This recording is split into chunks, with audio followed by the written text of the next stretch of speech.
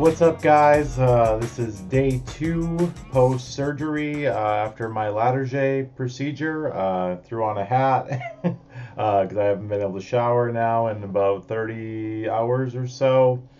Just want to give an update. At this point, I would say at about 3 o'clock today, the nerve block wore off and started to feel a little bit more of the pain and discomfort. So had to take a little bit more of the painkillers. I was going kind of with the minimal painkillers before, and then kind of went to the normal amount now that the nerve block is off. Just to tell you kind of like what you feel. One of the things I guess you wouldn't necessarily expect is I get a lot of pain in my elbow, and it's just from having your arm kind of stuck like this all the time. Like you don't get an opportunity to really like stretch it out in any way. So looking out, that's something to keep in mind. And there's not really a way to like ice your elbow when you're in your big sling here or anything like that. So the sling kind of holds your whole arm. So there's not a lot you can do on that front other than just rely on the painkillers and try to shift it. One thing I've definitely been doing is like moving my hand around, so just like moving it, shifting it.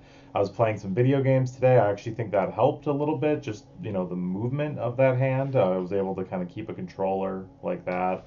So that was able to help a little bit. So that's something that I would say is big for the pain. Today is also when the ice machine, which if you guys remember my ice machine down there, right there, has become more crucial.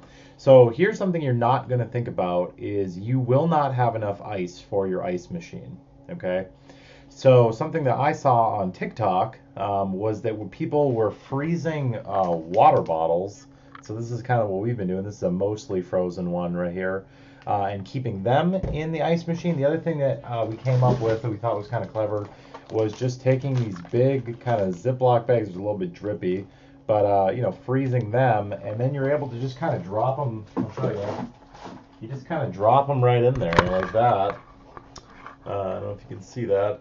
Yeah, you just drop it right in there, and that will pretty much last you like 3 or 4 hours on the ice machine. But yeah, if you're depending on your refrigerator alone, you will go through that ice lickety split. So there's no chance, I think, of doing it that way. So you got to get creative with how you're going to keep your ice machine stocked, because it becomes pretty critical. I mean, when it's not ice, it swells, and when it swells, it hurts. The main kind of pains that you are, other than like kind of the wrist and the elbow, the other thing is kind of having to move to sit up.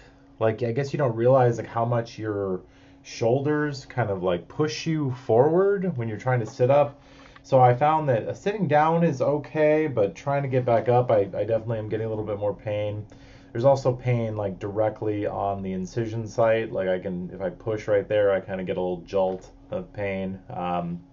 But still, I mean, I would say because I've been on it with the pain medication, we've been taking it like exactly as instructed on a routine. I would still say the most pain that I would have felt is maybe like a 5 out of 10 today. And I'd say just sitting around, I don't feel much at all. But if you start moving around, you start feeling it a little bit. One thing I will say is earlier in the day, I had been sitting for like 3 hours in my little sectional recliner seat, and I did notice it was almost like the stiffness was just kind of getting to me. So even though it hurt to get up and move a little bit, I felt like walking around my house a little bit kind of helped. It just kind of loosened me up, and I didn't have that kind of crampy stiffness feeling kind of going on. So yeah, so that's I would say what's going on with the nerve block. As far as sleeping last night, sleeping was tough. I didn't really get much sleep.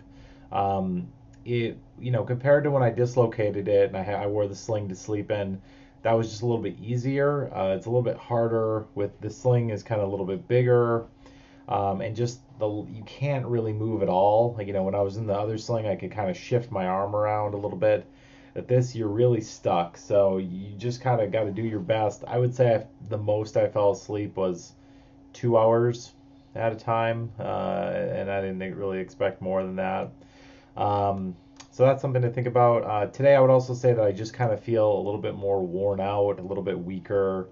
Yesterday I was pretty high energy. Today I've been kind of feeling a little bit more zonked. That could be partially due to the pain medication, but I also think it's just like kind of the adrenaline of surgery is kind of gone. So just a little bit more down and just throughout the day. So yeah, I'd say that's day two, but still feeling pretty positive. I mean, I definitely wouldn't say that the pain is intolerable or anything as long as you stay on the pain medication. So day two going good so far. My follow up is on Thursday, which is 4 days from now, with the surgeon. So we'll see what he says on how things are healing up. But so far so good with the Latarjet.